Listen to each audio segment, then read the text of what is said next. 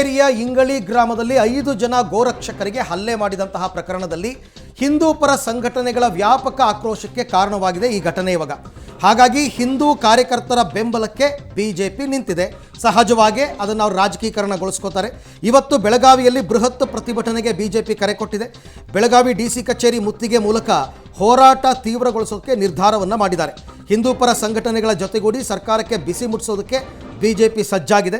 Belagavi BJP ಹಾಲಿ ಮಾಜಿ ಶಾಸಕರು ಮುಖಂಡರು ಸಹ ಈ ಹೋರಾಟಕ್ಕೆ ಸಾಥ್ ನೀಡ್ತಾರೆ. ನೋಡಿ, ಇಲ್ಲಿಗೆ ಈ ಪ್ರಕರಣ ಬಿದ್ದೋಗುತ್ತೆ.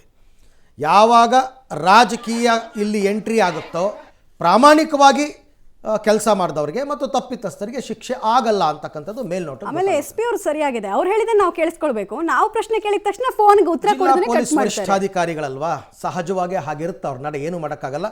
ಮತ್ತು ಇದ್ರ ಬಗ್ಗೆ ನಾವು ಫಾಲೋ ಅಪ್ ಮಾಡೋಣ, ಅವ್ರನ್ನ ಕೇಳೋಣ ಏನು ಎತ್ತ. ನಮ್ಮ ಪ್ರತಿನಿಧಿ ಇದಾರಲ್ಲ, ಅವ್ರ ಮುಖಾಂತರ ಸತ್ಯಾಂಶ ಏನು ಅಂತಕ್ಕಂಥದ್ದು ಹೊರಗೆ ಬರುತ್ತೆ. ಎಲ್ಲೂ ಹೋಗಲ್ಲ, ಎಂತೆಂಥ ಪ್ರಕರಣಗಳೇ ಹೊರಗೆ ಬಂದಿದೆ. ಒಂದು ಪುಟ್ಟ ವಿರಾಮ ತಗೊಳ್ಳೋಣ. ವಿರಾಮದ ನಂತರ ಇತರೆ ಸುದ್ದಿಗಳು.